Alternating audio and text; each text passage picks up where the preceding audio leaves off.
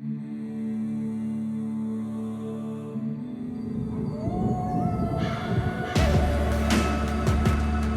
land, the animals, and the people. Welcome to the Wolf Connection Podcast.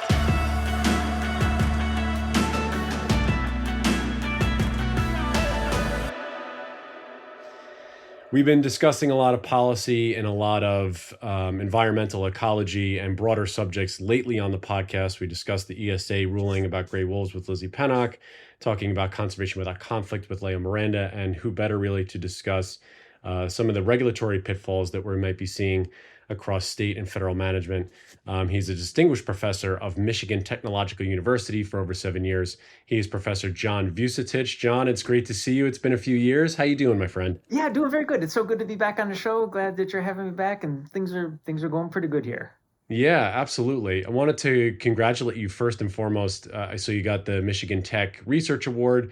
You've been posting a lot of great stuff with the Wolves and Moose of Royale and doing a lot of research. How is all that going? I know your school year just started, so you're starting to get back in the swing of things. How's everything on that end? Yeah, no, things are going good. You know, life of a professor is mostly teaching and research. And so, as you mentioned, the school year's just begun a few weeks ago. And so for a person like me, it's like January 1st, beginning of the year. And it's a good way to stay youthful because you're surrounded by so many young folks. So that's kind of a rich part of this time of year, is just being reminded of all of that enthusiasm that young people have. And otherwise, research just kind of keeps plugging along. You mentioned the stuff that we're doing on Isle Royale. That continues to go well.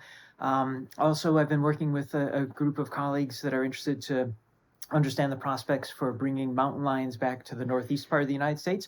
Perhaps we'll have a chance to chat a little bit about that today. And in any case, I've been spending some time doing that. Wow, that's really fascinating. And it's always good to see the research continue and the work that's been doing on Isle Royale, because it's been, I think, if it's not the longest running research project, I think it's fairly up there, right, John? Isn't it been over 40 years now? Oh, yeah, it is the longest. And then we're up to, I think, 67th year or something 67, like yeah. Okay, I thought, yeah, I undershot a little bit there.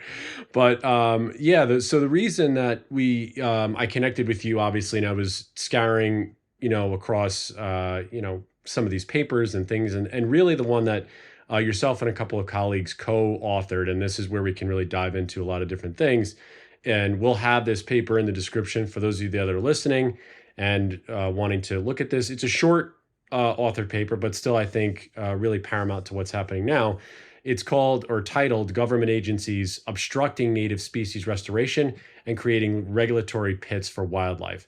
And so we'll get into, I know it's a lot of verbiage and there's a lot of words there, but we'll sort of break this down, and John's very good at this. And so who better to have on about that? But John, just at the very outset of this paper, you and your colleagues essentially outlined some of the factors that, and we've discussed this on the podcast with other folks, just talking about sort of the biodiversity crisis and where we at, and that we're in a sixth mass extinction for the species, both flora and fauna here on the planet.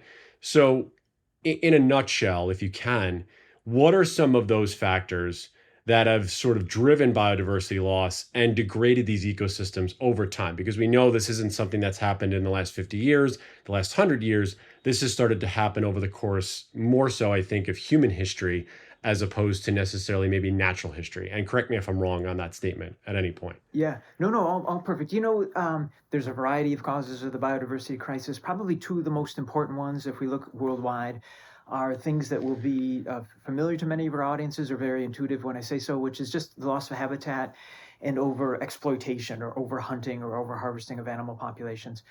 And but what I think is maybe more subtle, but no less important, and definitely underappreciated, is to even just ask the question, when we say we're in a biodiversity crisis, what exactly does that mean?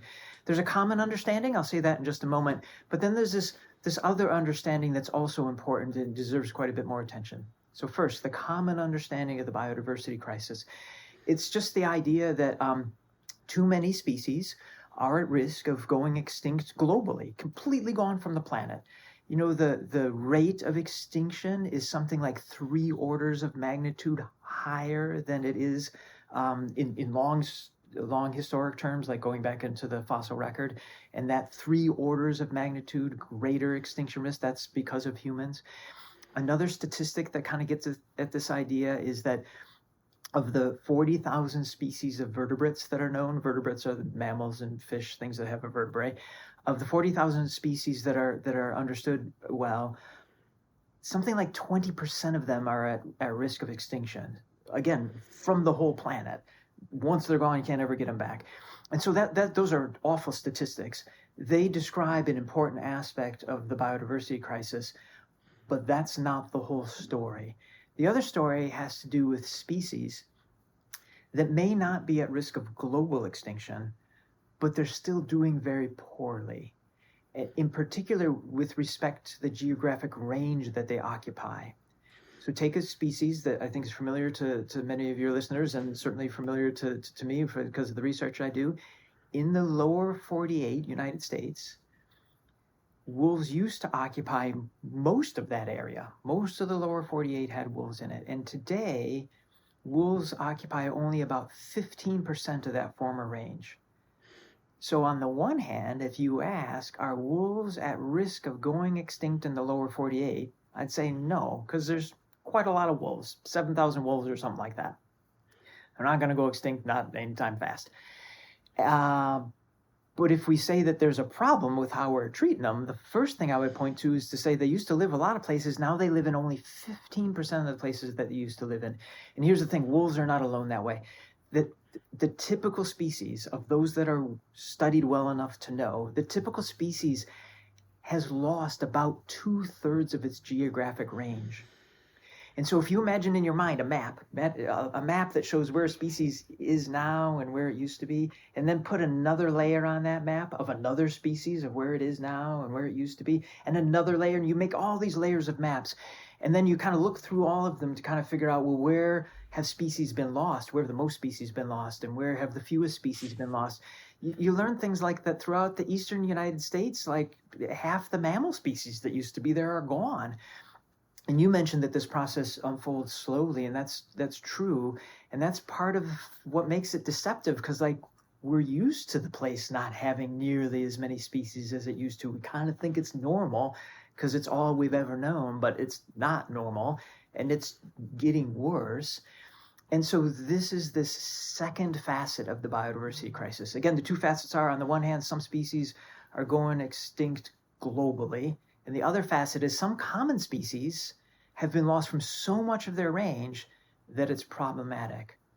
And I know we're going deep here, but we probably should ask, like, well, who cares? Maybe it's okay if there's just a handful left. Well, maybe more than a handful, enough so that they don't go extinct. Maybe that should be the goal. And once that's achieved, that's okay. I think to get at that, we have to ask, well, what's the value of a species in the first place? And if we can answer that question, then we'll know what's a problem and what isn't a problem. And it's possible that species are only valuable because, like, we kind of like to have them around. I don't know, like museum pieces.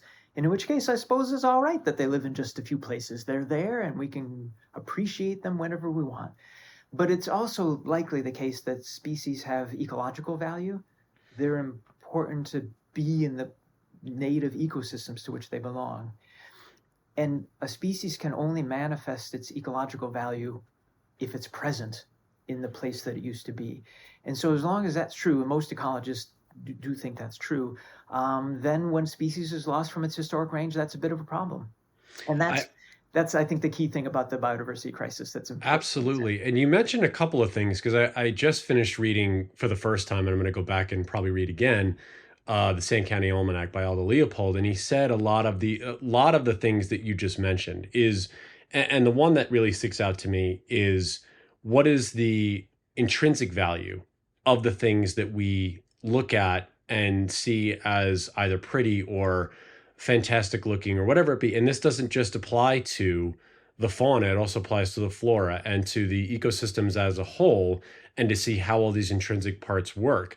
And I love that you brought up too about the mammals, the ones that we might not think about. And I would think, and correct me if I'm wrong, when we talk about, or you guys, or those in the paper, low conservation concern mammals, over 50% removed from their habitat. Now, does that reference, are we talking rabbits, raccoons, squirrels, things like that? Those I would imagine are the lower, not the megafauna that people on intrinsically think about, bears and wolves and fox and things like. Is that also where we look at these things and say, oh, there's not as many rabbits as I used to see, and that impacts just as much, or similarly to when we lose these charismatic megafauna? Yeah, no, I think it's just what you're saying. It's definitely the case that there's kind of like regular old species, voles, which are a type of rodent, Right. rabbits, like you had mentioned, that they used to live a lot more places than they currently do, and that's part of it. And the other thing that I think and that I think can be a little surprising to some folks, I think the other thing that's surprising is that, you know, you wouldn't think that elk are an endangered species. And they're not. There's lots of them. They're not going to go extinct. But they're definitely one of these species. They live in less than half the places they used to live in the United States. We allowed for them to be gone, and we can choose to bring them back. Cougars are another one. Cougars used to live in most of the lower 48, and now they are restricted to just the western half of the United States. Again, nobody thinks cougars are an endangered species, at least just, you know, kind of in a casual sense. But they're another one of these species that are kind of not doing well in terms of range. So I think there's two kinds of surprising elements. One is they're just regular old species, like you mentioned, rabbits as an example, certain species of rabbits. And then it's also these species that, like, that's not an endangered species, and no, it's not, but it's still doing quite poorly compared to what it was. And so, what are the ecological effects that you see? Because you brushed upon that recently in your first statement, that ecologists are starting to see, yourself even maybe when you're doing research, sort of the shifts and the changes that most on the outside, myself included, if I would go to a place and say, wow, this is fascinating, and still Isle Royale is a place that we want to come and visit and share in these experiences. What are the slight changes that you're seeing or that you're able to pinpoint that can really touch on some of the things you mentioned and bring in the ecological change too in terms of climate? That's another thing that we're seeing, is just the shifts in temperatures. I'm seeing it in California, where the summers are shifting more into September and October and not really ending when they should. So what are some of those factors you're looking at as well? Yeah, sure. So you frame the question in a certain way, which is about, like, what are the effects of these species, or what's the effect of when these species Sure. are removed? I'm going to change the wording, if you don't mind, change the Go question ahead, a little please. bit. And I'll Yeah. harken on to some things that you said about Ella Leopold in a minute. And I'm going to say, what's the value of a species, which is Mhm. slightly different than what effect does it have when it's gone. And what I would say is that there's a few ways to describe the value of a species, and therefore describe what's missing, what's lost when the species is lost.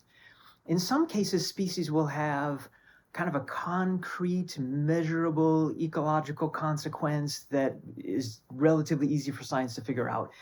Those species most commonly are going to be carnivores. Carnivores are species that, if they're removed, they tend to not have as much impact on the ungulates, the things that they eat, like deer and elk and moose and those kinds of creatures. And when deer and elk and moose, when their abundances changes, it can have a huge impact on the forest. So some species have a concrete, measurable value that we recognize, can identify, we agree is valuable to humans in some way. There are other species that very likely have a value of that kind, but we have trouble measuring it.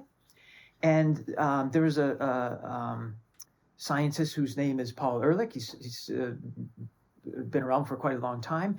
And he is responsible for this 13th rivet metaphor. And the 13th rivet metaphor goes like this. An airplane is built with rivets. And you could say, well, I could remove a rivet and the plane would probably just be fine. And these rivets are a metaphor for species. And you could probably remove a second rivet from an airplane. The airplane will probably be fine. But at some point, you will remove one more rivet, the unlucky 13th rivet, metaphorically speaking. You'll lose one more species, and then the whole thing will start to unravel. And his point is that quite a few species will have value, and we're not good at detecting what it is. But we have seen enough species disintegrate and fall apart where we're like, oh my gosh, that was the straw that broke the camel's back, so to speak.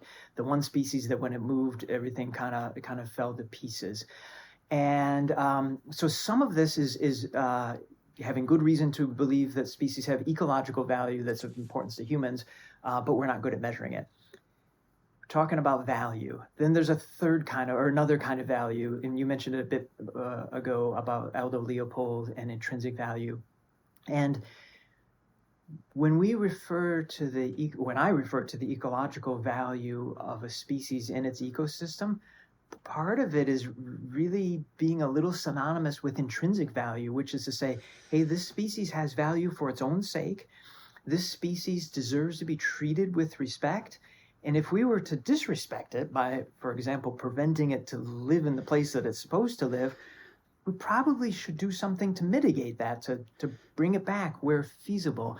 And I think this is no less an important value from the other kinds. So it's a pretty kind of broad understanding of the value of a species.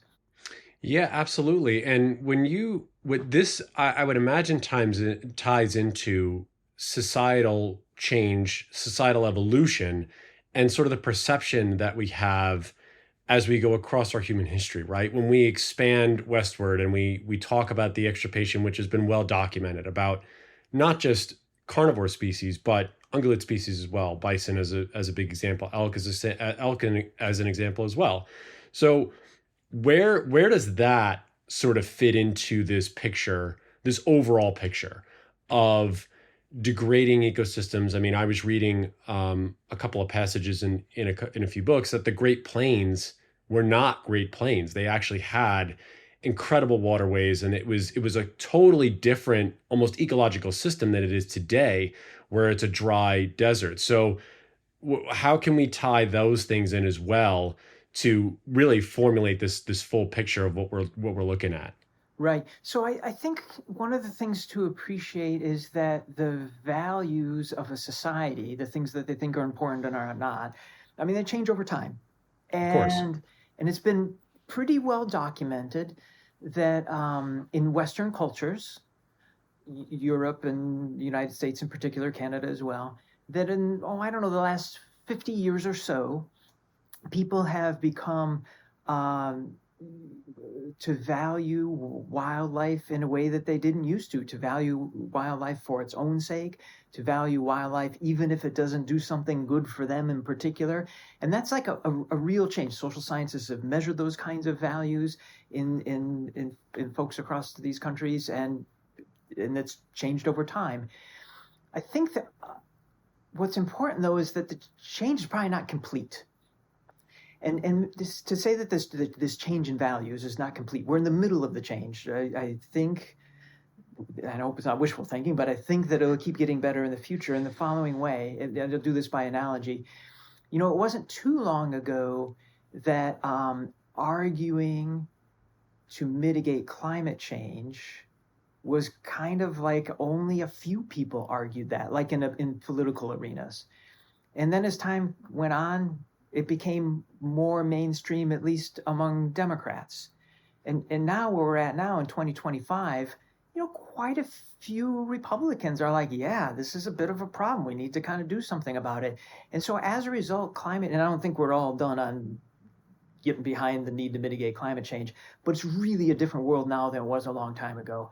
And it's just because our values changed a little bit, or our understanding of the problem changed a little bit. We haven't gotten there with the biodiversity crisis. These are the two most important ecological crises on the planet. They're both global in scale. They both have the possibility of kind of devastating humankind. And, you know, we're not quite there with the biodiversity crisis yet, with we kind of like commonly understanding, my gosh, this is a huge deal. We've got to do something now. Sadly, human nature is such that we probably have to learn some hard lessons before we quite get there. But nonetheless, most people's values are there. It's now more our leaders. Both are, you know, kind of leaders of industry and leaders of government. They need to kind of get there too. I think, and that's a great point you bring up, is that there has been a shift, and I think we've seen this, and I saw this when we did our interview or our podcast with Adam Bronstein talking about the roadless rule, and when people in society are faced with things being taken from them or something that goes across multiple spectrums of groups, and we talk about public land and these trails that I've had, or these trees in my backyard that have been a part of it, that maybe touch inside the roadless rule, they touch inside, public land sale. People generally have this innate ability to come together and say, well, it doesn't matter that we disagree on, things 7 through 10, but 1 through Yeah. 6, we're good on. Yeah. So where do you know, or can you see sort of a disconnect of where that is? Because we've Yeah. seen it obviously in different states. When we look at the West and we look at the amendments that were passed in Montana, and we look at gray wolf quotas and things like that, and we look at Wisconsin and different states, and we're just strictly speaking, because of the wolves are typically in the news and people see those, but it's with anything, grizzly bears, Yeah. elk, mostly society and the public are fairly on board in the vast majority. We're talking over 65-70% of people are in favor of, like you say, ecological restoration, making sure these species are safe, not cutting through and driving up these ecological places and these environments so that habitat stays secure and could possibly expand. Why, sociologically, do you think there is this broad disconnect in some ways, where the power of a few can make these decisions, where the power of the whole or the majority are sort of left wondering why? Yeah, no, and with that question, we're really getting to the heart of the matter of what the paper is about Right. that you introduced at the beginning of our conversation here. And to answer the question, I think there's two parts, and the parts are really kind of full of detail. And the two parts have to appreciate, okay, in the United States, what are the entities that are responsible for and have the capacity to kind of do the good work of wildlife conservation and wildlife restoration. And those two entities, and there's, I'm pretty sure, just two, they would be the federal government in particular, and especially the Fish and Wildlife Service of the federal government. And then the other would be state wildlife agencies. So every state in the United States has some kind of a wildlife agency. I'm from Michigan, so this is we have the Michigan Department of Natural Resources. And those are the two entities that can do something. And for different reasons, they have, in my view, fallen short. With respect to the Endangered Species Act, which is a federal law that is supposed to govern the actions of both the federal government and the Fish and Wildlife Service in particular, to restore species and to prevent them from going extinct and to prevent them from being an endangered species. And the issue here, we'll talk about the federal government first, and then we'll talk about the state government second. With the federal government, they're following the Endangered Species Act, and the Endangered Species Act has a legal definition for an endangered species, and that legal definition has been made to be subject to interpretation. Probably it's stretching what counts as reasonable to say that it's open to interpretation in the way that it's gone down. But the two interpretations are that maybe we'll see how the conversation goes. I can recite the definition, and it's a little bit wonky, but I think we'll just kind of maybe stay with general ideas at first. You can interpret that legal definition to mean that if a species is really at risk of going extinct globally, then we have to do something. And if the species is not at risk of going extinct globally, then we don't have to do anything. And the other interpretation is that no, the Endangered Species Act is pretty clear in its legal definition of an endangered species. It's pretty clear that where they used to live matters. And if they now live in only a small part of the place that they used to live, that's a problem. And that species deserves special protections by the Endangered Species Act. And then that would presumably make the species better off. So those two interpretations, the low bar interpretation, just preventing global extinction, and then the higher bar, that lower bar has been the favored interpretation of the Fish and Wildlife Service for a couple of decades, at least. And they have been sued, the Fish and Wildlife Service has been sued about a dozen times over that interpretation. When they've been sued, it's often been about wolves, but it's also been about other species as well. And on every single occasion, the courts have come back, different judges in different districts, all saying the same thing, which is you can't interpret the Endangered Species Act that way. You can't. And the courts are very interesting. The way the courts operate in our country are interesting because they usually don't tell a federal agency what they should do. They tell a federal agency what they can't do. And so when the courts have said you can't do it that way, they still leave it to the federal agency to figure out how to do it. That's got merits to do things that way. But the Fish and Wildlife Service has sure taken advantage of that arrangement, because every time they come back with a new way to interpret it, but it's really the same way, just wrapped up in different words. And the courts say, no, you can't do that. But again, they've said you can't do this like a dozen times. And the Fish and Wildlife Service just keeps coming back with the same thing. They say their belief is a couple of things. They say, well, we believe this is the right interpretation. We just have failed to give good reasoning for it. And we're trying our hardest and just clearly haven't convinced the judges, but we're convinced this is the right interpretation. I mean, it's been about a dozen times. I mean, come on. It's hard to take that seriously, quite frankly. Yeah. The other thing that's happening about why, well, I should say it this way. It poses the question, why? Why does the Fish and Wildlife Service behave that way? Why are they so held to an interpretation that's really kind of a low bar, for which the courts have clearly said, like, that's not right?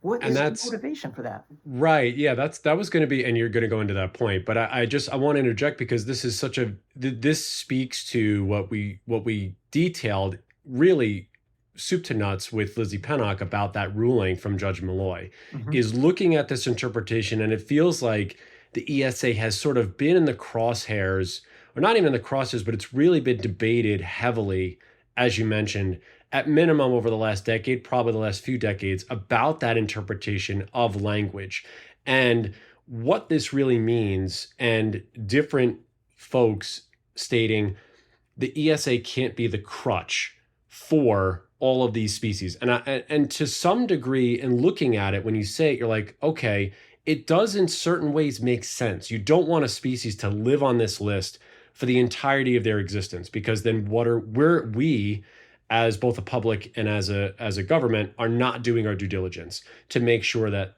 the environment is safe, the habitat is growing, this species has a chance to flourish, and therefore they can be taken off and delisted in a responsible manner. Is that some of the things that are missing from these things? Is that I think so. I think there's some richer things that can be said. Sure, go ahead. One would be, I think it's fair to say that the Fish and Wildlife Service's behavior on this issue is so bizarre that I wouldn't want to take for granted that I understand why they're behaving that way. It just doesn't make sense. Now, I have some ideas, and they're plausible, at least, maybe even more than plausible. But when the behavior is so bizarre, you have to be like, "Why? Are we sure we understand why?" So that's the first thing that I would say. Second thing that I would say is something that some Fish and Wildlife Service directors have said, which is that they believe. Dan Ash is a director from a number of years ago. He's used the phrase, "The Endangered Species Act is like a glass hammer, and if you bang with it too hard, you're going to break it." As a metaphor, of course, what he meant to say is that, to be plain about it, if you enforce the law, you will create backlash to have the law weakened or repealed. That's what he meant. I didn't know that law enforcement agents, which is what the Fish and Wildlife Service is in a case like this, has the privilege of interpreting laws that way. I didn't think that was their deal. The second thing that I would say is that the Endangered Species Act is a law, and that law has a definition of what an endangered species is. And I don't think that we should delist species or not list them in the first place because we're afraid of looking bad. That doesn't make any sense. Imagine this. It's illegal to kill someone. Homicide has a legal definition, but because we can't solve every murder, it doesn't mean that we're not gonna call that a murder.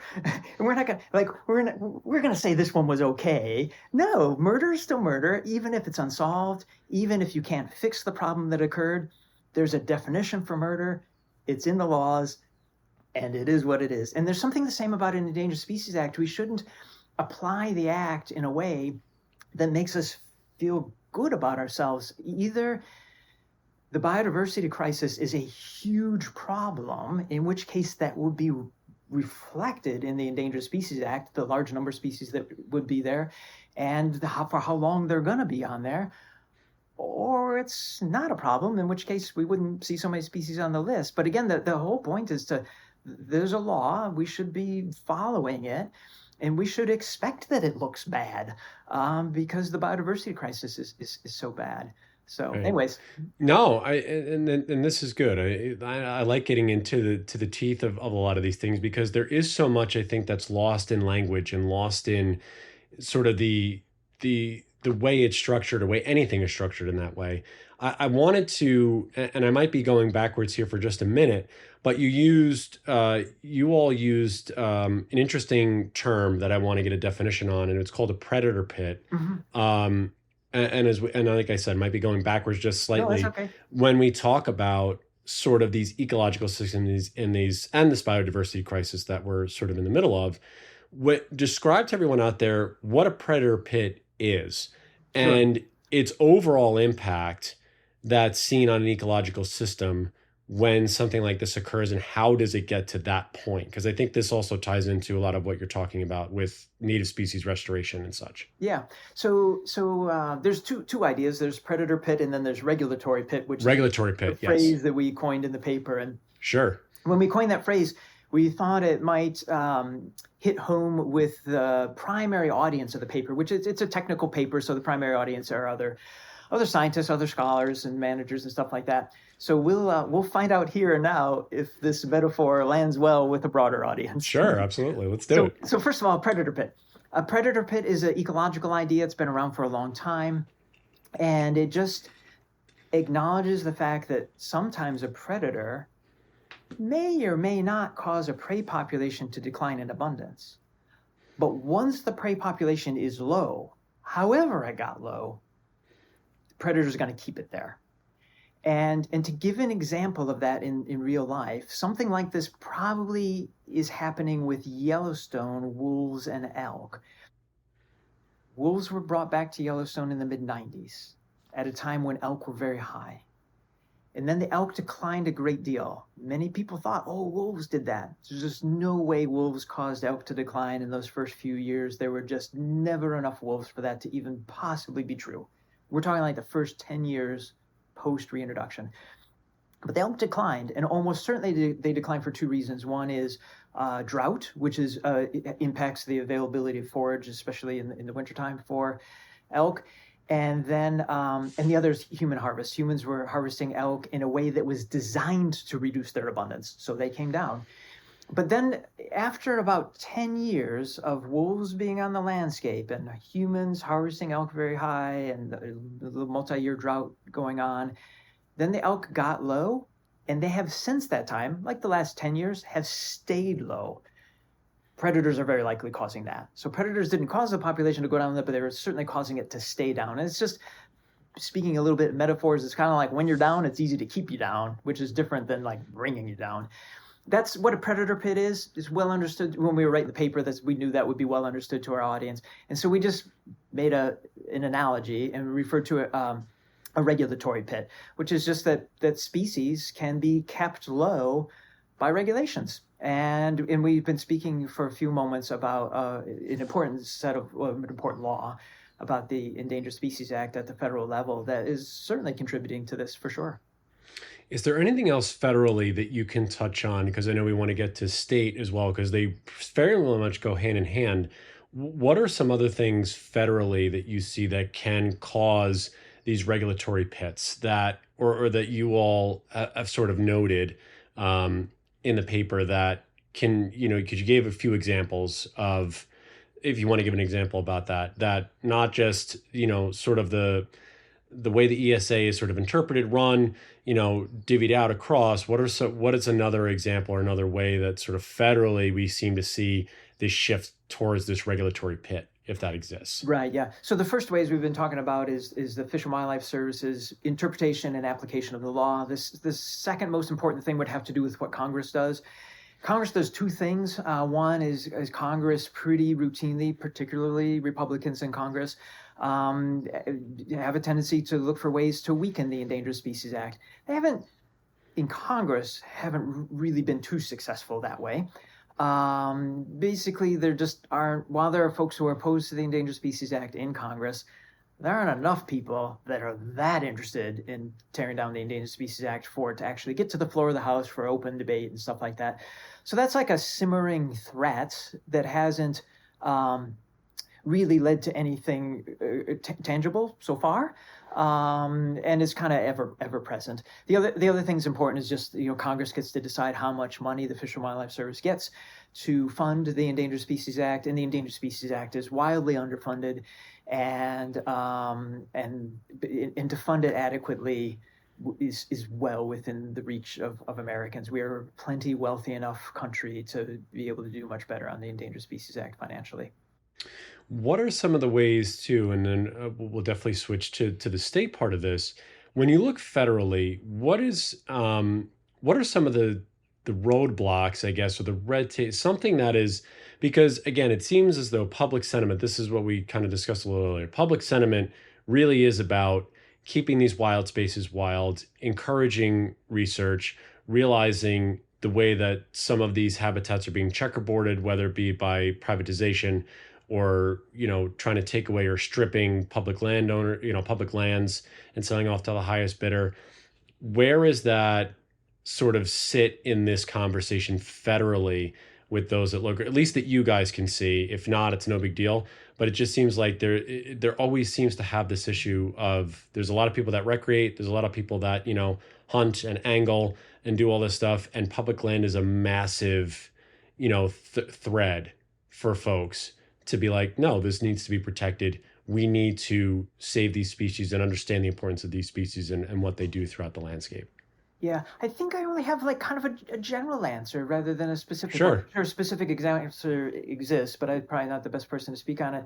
When we look at what happens in particular at a federal level, and when that federal level is Congress in particular, I mean, Congress has got a lot of people in it on both sides of the aisle that are not especially representative of the American people. And so I think it's not uncommon. I think many of us intuit this. It's not uncommon for us to kind of understand Jesus' widespread value. I can see I have it, my neighbors have it. These other people I see, they're on the different political side of the spectrum than I am, but they share the same value. I mean, we can recognize a lot of commonality in our neighbors, so to speak, but that gets lost at Congress. And I think it gets lost at Congress because of gerrymandering, quite frankly, and it encourages us to elect the most extreme among us on both sides, sadly. Yeah. Yeah. I mean, when it gets down to when we switch from federal to state, and we've seen these hard regulatory policies and practices sort of be implemented in certain states. If we want to use, Montana, Wyoming as an example, we talk about predator zones and all these things sort of at length over the course of time. Why are states taking sort of these hard line and these getting into these regulatory pits?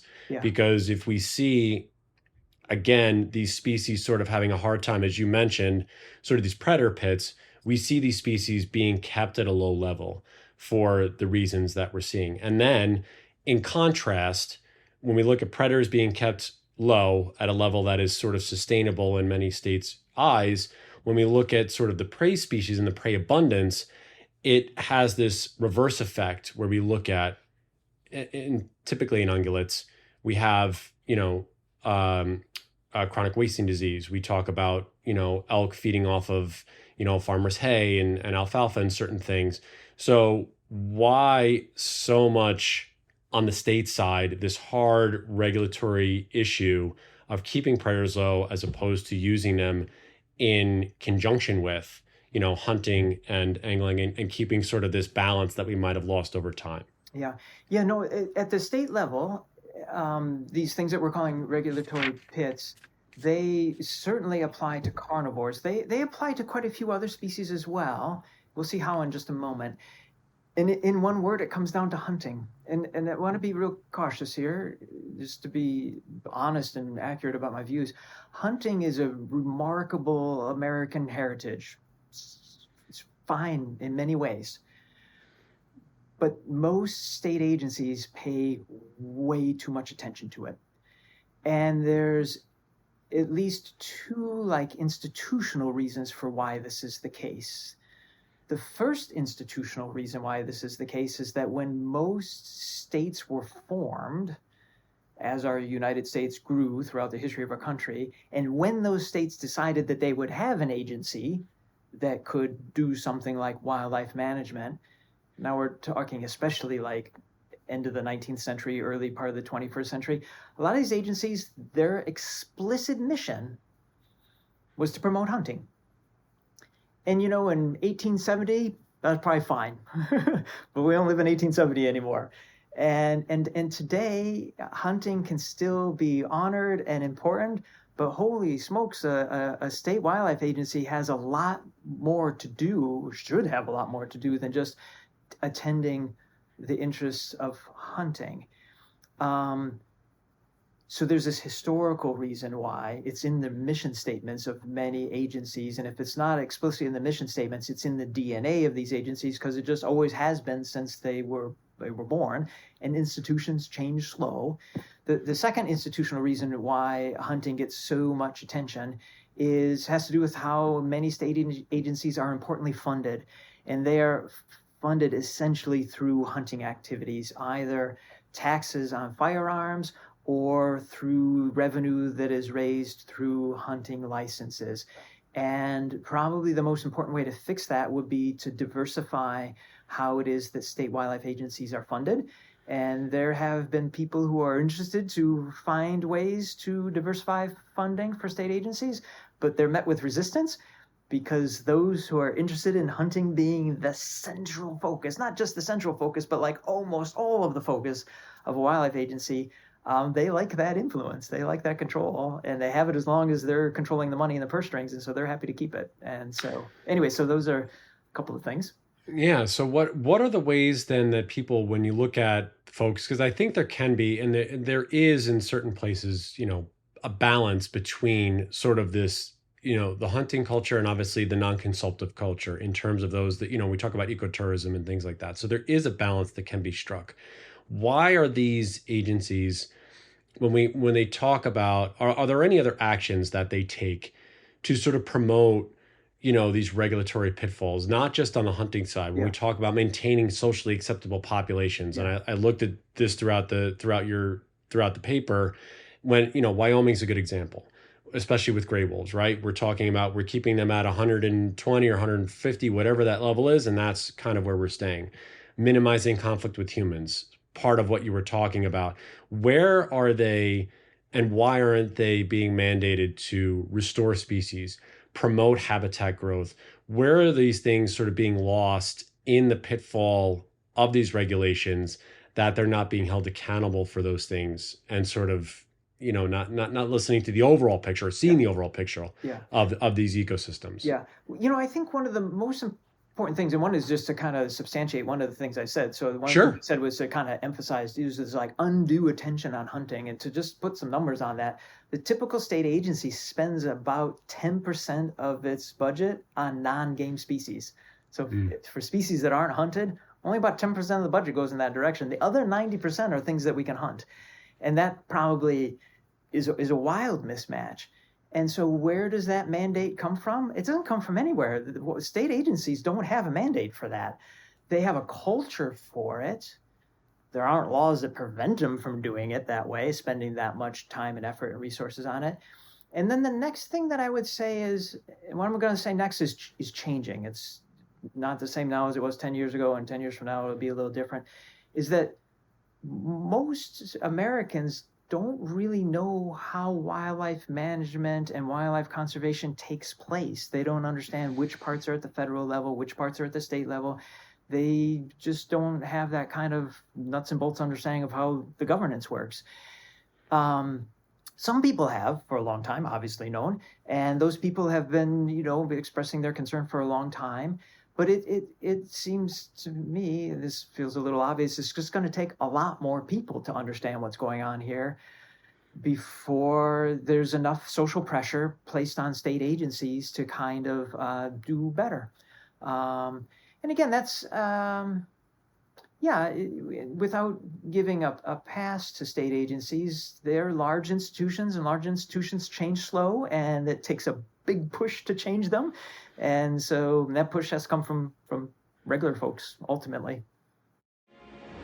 The Wolf Connection podcast is now sponsored by our new partner, Jacques-Marie Mage. This LA-based brand is known for their limited edition, handcrafted eyewear and luxury goods, but also for their stewardship program, which supports various nonprofits and individuals who are working to protect a future for wild wolves. I mean, because we see there, I think there was a couple things in there too when we talk about, and we touched on this at the top, really the destabilization of ecological, of the environments that we see with just over the course of time and sort of the way things sort of work, making decisions obviously based on economic reasons. These are some of the things that sort of come into these regulatory pitfalls.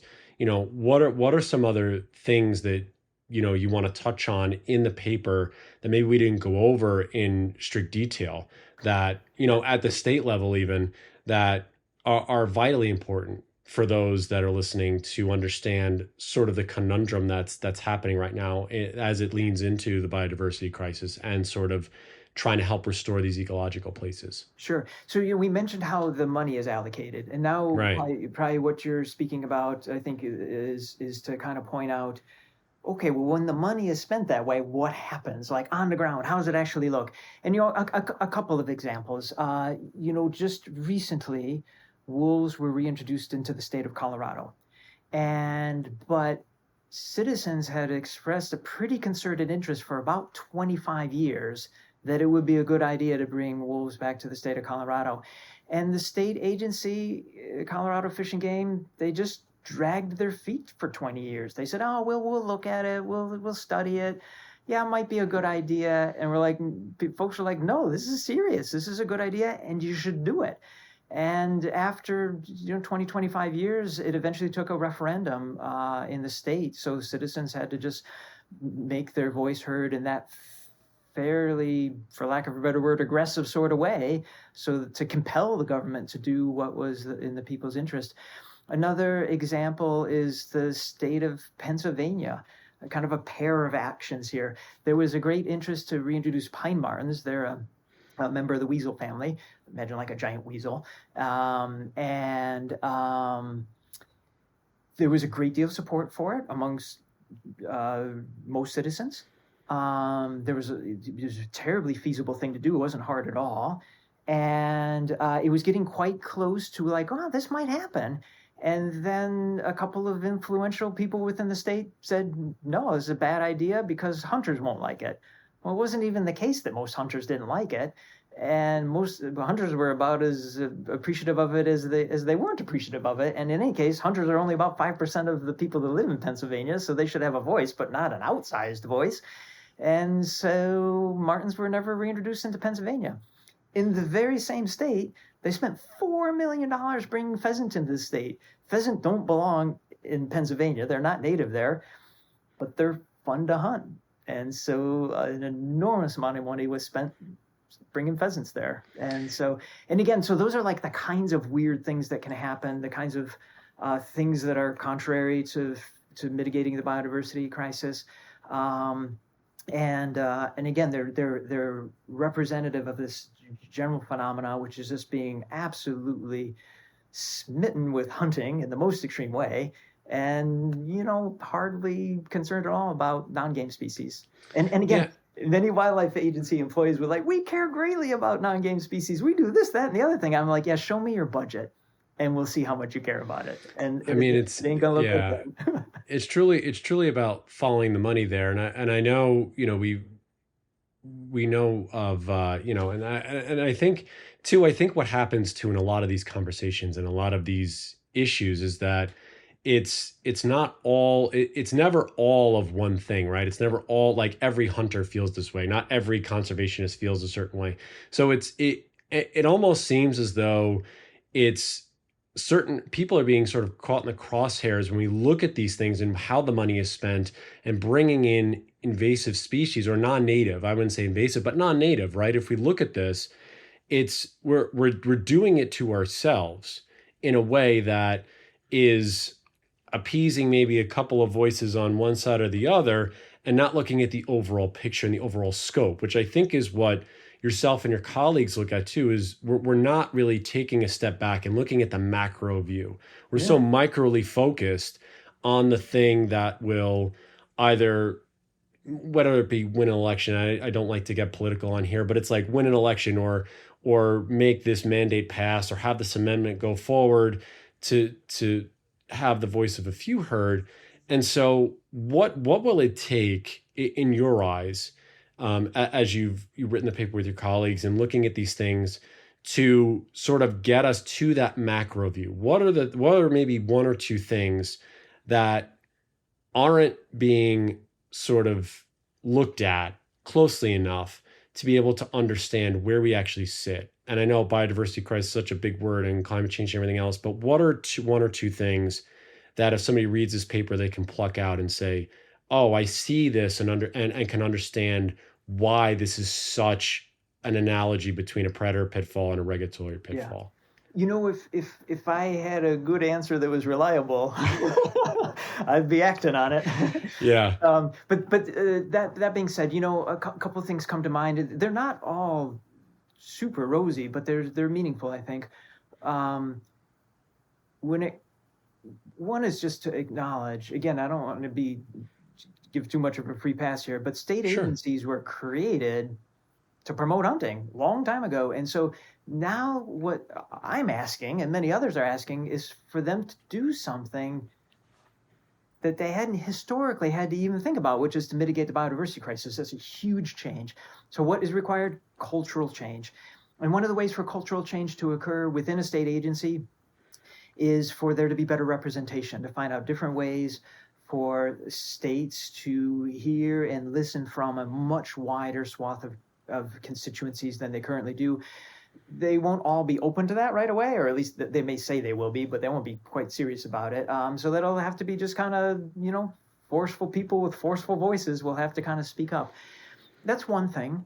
The other thing that I think is important is, and this is speaking of like the sign of the times, who is capable of doing this? Who in our society, what agents are capable of doing something meaningful for the mitigating the biodiversity crisis? It's not regular folks. I have, compared to a lot of folks, have a fairly big platform when it comes to like wildlife management. I can't like single-handedly do stuff. And so that's why normally you gravitate towards, well, governments. This must be a thing for governments to do, state or federal. It's such a big problem. But of course, we've realized that our current federal government has decided to shrink its federal budget, which is going to cut at many, many places. That's going to trickle down to state governments. State governments will begin to spend even less than they're currently able to. We haven't even seen all of those effects. Those will start to happen next year, I think. So however bad it was before, like in a financial sense, it's going to get worse, not because we don't have the money, but because we're choosing to not spend the money. But we're choosing to not spend the money like even more decidedly than before. So what other agent in our society can do something for us? I don't know that I'm excited about the answer, but I think it's rich people. I think extremely wealthy people. I think it's philanthropy. I do wonder if the future of mitigating the biodiversity crisis will be funded by philanthropists in a way, and many philanthropists do stuff like that.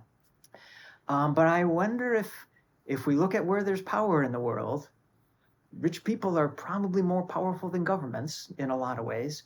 And I have seen some wealthy people do some amazing things with their money when it comes to biodiversity. And I wonder if that's an important part of the future. I don't know that that's a good world. I don't know if that's the kind of world that's the most democratic in nature. You depend on the whims of what rich people want.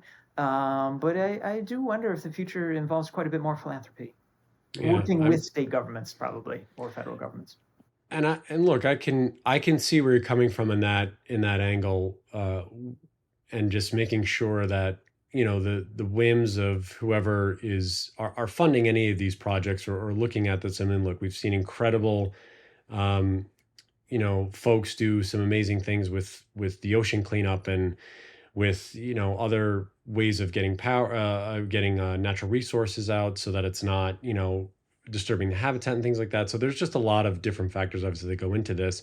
I mean, it's to me, like I said, it was a short paper that made an impact on me, and I clearly wanted to get your take on it because you were one of the co-authors and really understanding sort of what we're looking at and what we're looking at. And as crazy as it seems, yeah, I mean, as an eternal optimist myself, hoping that things will change. You almost need to force the change and make sure that like people are held accountable to whatever they're doing, to make sure that the will of what you want to be seen done to be done, especially when it comes to the environment and ecology. Any last thoughts, John, before we wrap up and about what people can expect as they look at the paper? Anything that you might want to clarify prior to anybody looking at it, and where they can look at obviously the research that you're still doing. And actually, we'll talk about cougars in a second, but I want to say that. But just before we dive off to that, the paper itself. Yeah, I mean, I think just riffing off one of the things you said just recently about being an eternal optimist. I mean, some of the things are not very rosy that we're speaking about. Right. And I think, this is just me anyways, when I'm the best version of myself. You got to know that social change is slow and it can be going on, but hard to detect. And so I think for me or for anyone who might be listening to us, you got to work hard. And sure, when you work hard for good things and you hope to see results, but seeing the result can't be the only reason you're doing it, because you might not live long enough to see the result, but it's still essential work to be done. And in a case like that, you either have to have faith, or you have to, if you're not like a faith-oriented person, you have to just know that some things are the right thing to do no matter what the outcome is. And you have to find these other sources of motivation, I think, because if you're motivated by, if I do this, I'll see some good outcome, maybe not quite that fast. and that's hard. It's the human nature to want to see fruits from your labors. And but these fruits, they'll mature slowly, I think, just because the problems are so big. So maybe that's right. the big picture thing. The big picture of it, yeah. I mean, just quickly, Cap, because you talked about it in the beginning, and when we talk about restoring any sort of animal to anything, you're doing some research restoring or trying to help restore mountain lions or cougars into the northeastern part of the United States.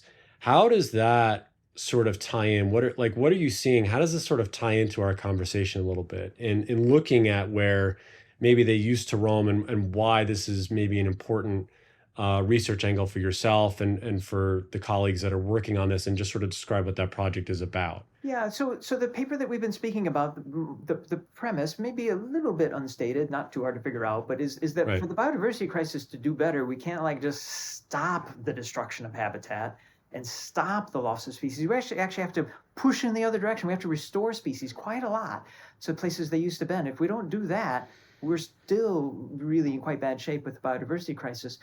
And so if we have to restore in ways that we've never been before, I figured I'd better put my money where my mouth is. And of course, I have some skills and some abilities that are in that direction. And so I'm involved with a group of people who are interested to better understand the prospects for bringing cougars back to the Northeast, perhaps anywhere from Pennsylvania to Maine, somewhere in that part of the country. Cougars used to live there.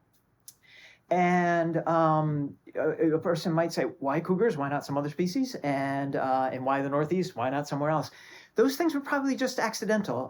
There was a group of people who live in the Northeast, and they were interested in this idea, and they came to me because of the knowledge and skills that I have with carnivore conservation. And so there is a sense in which they found me.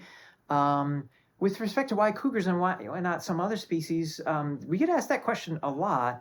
And when I probe, why are you asking, or what do you mean exactly? It seems like I can kind of uncover what seems to be like a zero-sum game mentality. Well, if we bring cougars back, there'll be certainly something else that we're not going to bring back instead. I'm like, no, absolutely not. There's a lot of people in the world, a lot of money in the world, a lot of interest in the world. I happen to be on team of people interested in cougars, but that has nothing to do with whether other species are brought back as well. And so why cougars? Because we treated them so poorly for so long, and we owe them better. And that applies to a lot of other species. And I hope other people, and I know other people, are doing what they can to do good by those species as well. Is there a lot of suitable habitat that I don't know how far down the line where you guys are with this. When you look at the habitat in the Northeast, and obviously they used to roam there, and obviously things have been urbanized a little bit. There's still obviously you have the Adirondacks there. What does sort of the habitat look like for something like this to be able to take place? Obviously, look, coming from New York and Long Island, there's plenty of deer. I'm not saying cougars will be on Long Island, but where, what are sort of those factors that you guys are looking at to make this almost sort of a viable task to undertake to make sure that this is possible? So the team of people that I'm working with, we even call ourselves something, the Cougar Research Collaborative, CRC. Mm-hmm. The Cougar Research Collaborative has been working together for about 3 years now. And for the first couple of years, we were really internally focused on answering two questions, both science questions. One is there habitat in the Northeast? And so we devoted ourselves to that question, mostly by studying what the habitat requirements are of cougars out west, and then kind of applying and extrapolating that information to the east. I think the important thing to understand about cougars is that they're generalist. They kind of need just two things. They need to not be shot excessively by humans, and they need something to eat. In this case, that would be white-tailed deer, and there's plenty of white-tailed deer in the Northeast. So habitat-wise, they're fine. Our team is not the only team who've come to that conclusion. There's been other teams that have come to the same conclusion about the presence of good habitat. The second thing that we did as a team is we wanted to understand human attitudes about cougar restoration. Would the people who live there be warm enough to the idea? And sure enough, folks are. Most people, we've conducted surveys to understand this in states throughout the region. And when you ask people questions along the lines of, like, would you be supportive of bringing cougars back?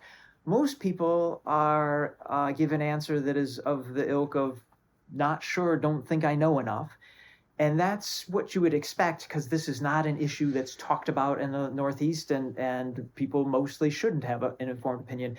But there are some people who do have an opinion, either yes or no. And when you look at those people, basically for every person who's opposed to the idea, depending on the state that you're in, there's between 5 and 10 people who are in favor of the idea.